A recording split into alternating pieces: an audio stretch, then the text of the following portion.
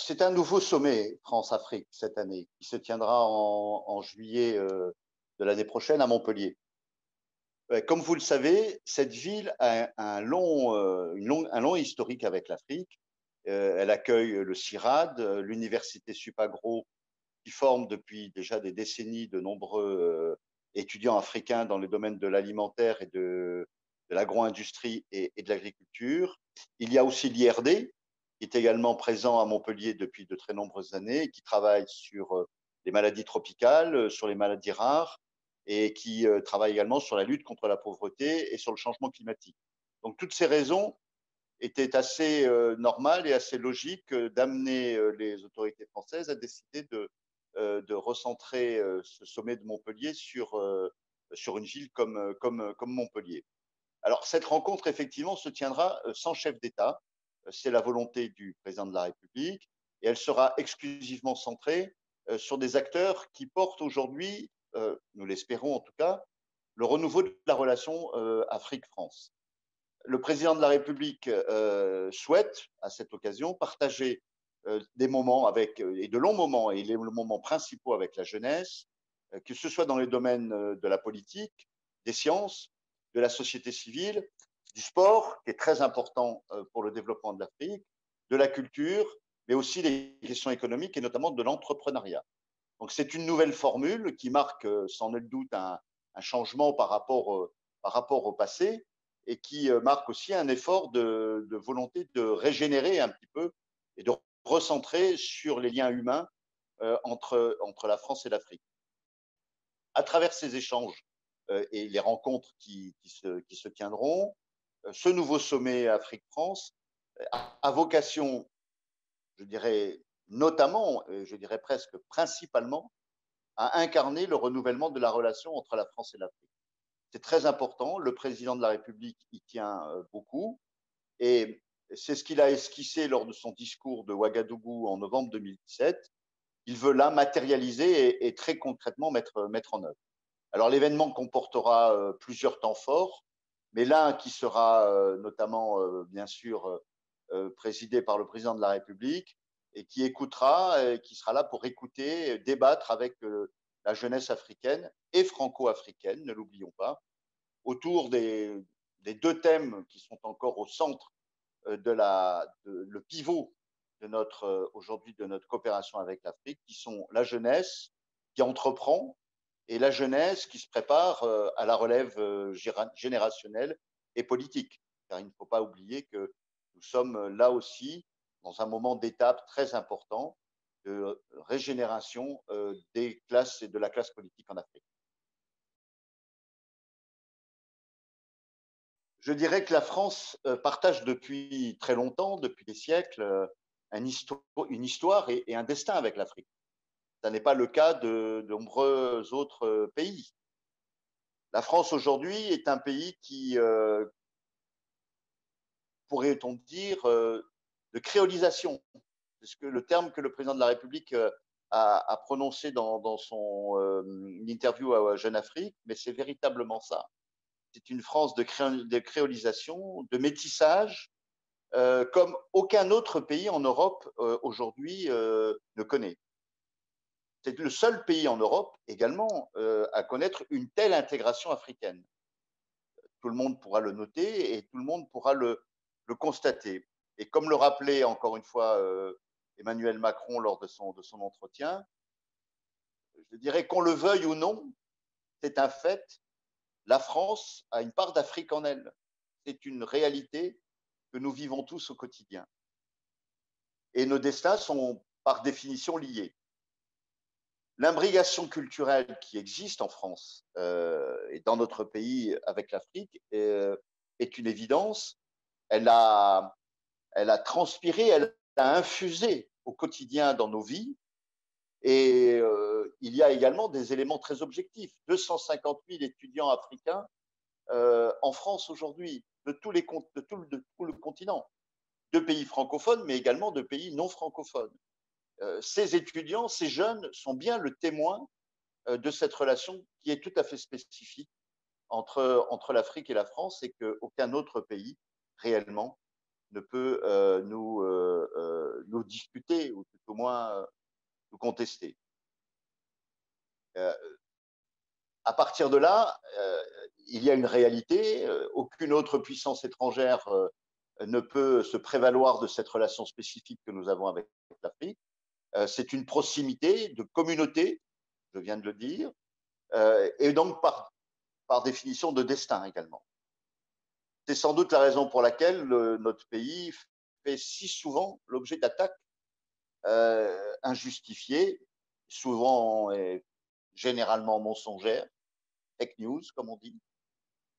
Et il y a l'Afrique francophone, bien sûr, à laquelle nous sommes liés par l'histoire, par ces communautés qui vivent chez nous. Mais il ne faut pas oublier qu'il y a 54 pays en Afrique, des pays anglophones, lusophones, un pays ou deux hispanophones. Et ces pays-là nous regardent et regardent la France et reconnaissent la France d'une manière également plus positive qu'on ne pourrait l'imaginer, qu'on ne pourrait le penser. Et souvent, ils nous font crédit d'être une puissance qui reconnaît, qui connaît l'Afrique et qui s'intéresse à l'Afrique réellement. Alors, la question à laquelle vous me posez, je répondrai sans la moindre ambiguïté, sans le moindre doute, oui.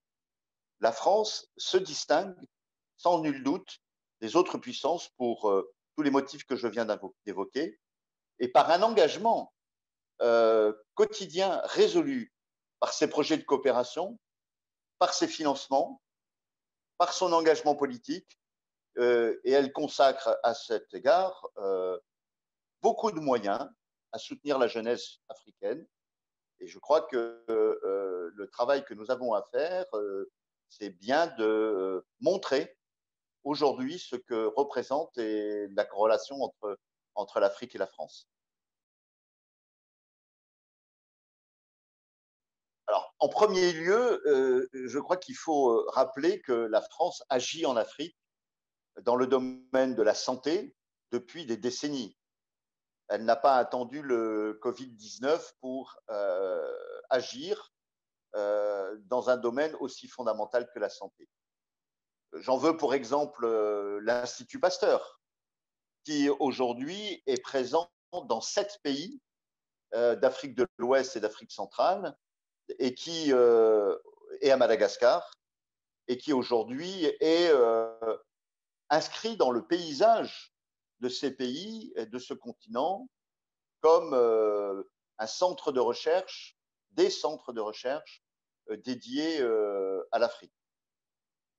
Et puis je ne compte pas les nombreux programmes financés par l'AFD, des projets qui sont mis en œuvre également par d'autres opérateurs qui sont très nombreux, qui sont français. Et puis je vous rappelle également, et je crois qu'on a trop tendance à l'oublier, que la France participe également à des programmes de santé en Afrique à travers les financements européens, mais aussi à travers le fonds global qu'on a appelé le fonds de lutte contre le sida et les grandes pandémies, et qui, là aussi, est fondamental pour amener les grandes maladies, comme par exemple le paludisme, qui reste la première cause de mortalité en France, à lutter contre cette maladie. Donc la France est le deuxième contributeur de ce fonds global après les États-Unis. Et je crois qu'il était important de rappeler encore une fois que, au-delà du Covid-19, la France est extrêmement engagée dans le domaine de la santé en Afrique. Alors, s'agissant plus spécifiquement de la crise que nous connaissons aujourd'hui et de la pandémie du Covid-19 et donc de la lutte que nous avons engagée, l'Afrique est confrontée, bien sûr, à une crise sanitaire, comme nous la connaissons tous, mais l'impact économique de cette pandémie est sans précédent. C'est vrai dans le monde entier, c'est également vrai pour l'Afrique, et c'est également, bien évidemment, encore peut-être plus dramatique compte tenu de la fragilité des économies de ce continent. La France a donc fait le choix de se porter aux côtés des pays africains pour aider à trouver des solutions dans quelque chose qui est aussi fondamental que l'économie et qui permettront, en tout cas nous en faisons le pari et nous l'espérons, à ce continent d'entreprendre un développement économique harmonieux et qui bénéficie aux populations, crée des richesses et donne à sa jeunesse un avenir et donc de l'emploi. Donc c'est absolument fondamental. Dès le 15 avril de cette année, donc en pleine pandémie, le président de la République avait lancé une initiative importante avec 18 autres chefs d'État européens et africains qui ont tous uni leurs efforts pour mobiliser la communauté internationale afin de porter assistance à ces pays africains confrontés à la crise économique et donc à la pandémie. Et l'initiative de suspension du service de la dette, dont on a beaucoup parlé au G20, a permis un moratoire, pas une réduction, mais pour l'instant un moratoire sur le service de la dette dû par les pays les plus fragiles, dont notamment de nombreux pays africains. Actuellement, les pays africains font face à ce défi fondamental de sous-financement depuis longtemps et de surendettement de leurs économies. Pour identifier collectivement des solutions nouvelles et puis surtout pérennes, il faut de financement, il faut que l'on agisse autrement. Et donc le président de la République a proposé l'organisation en mai 2021, donc dans quelques mois à Paris, d'un sommet sur le financement des économies africaines. Ce sommet n'a pas pour objectif uniquement d'être un sommet supplémentaire. Il a pour objectif essentiel et absolument stratégique d'augmenter les flux de financement privés et bien sûr aussi publics et les investissements productifs vers l'Afrique, ainsi que de soutenir le secteur privé africain. C'est essentiel. C'est à travers ce secteur, à travers les initiatives privées, les entreprises qui créeront de la richesse et de l'emploi que nous pourrons le mieux aider le continent africain. Et parce que c'est là qu'est le moteur réel de la croissance et donc du développement des populations. Et puis, nous travaillerons bien évidemment lors de ce sommet à la création de partenariats publics-privés, de partenariats en général avec les autres acteurs africains et non africains. Donc, c'est un sommet qui aura je l'espère, en tout cas, nous l'espérons tous, une importance fondamentale pour permettre à ce continent africain, dans le cadre, je dirais pas grâce, parce que le terme serait mal choisi, mais en tout cas, faisons de l'opportunité de cette crise sanitaire de se reposer les questions essentielles et de faire en sorte qu'il y ait un vrai plan de développement économique de l'Afrique qui permette à ce continent de se développer dans les meilleures conditions possibles. Nous y avons tous intérêt et l'Afrique et la jeunesse africaine en premier lieu.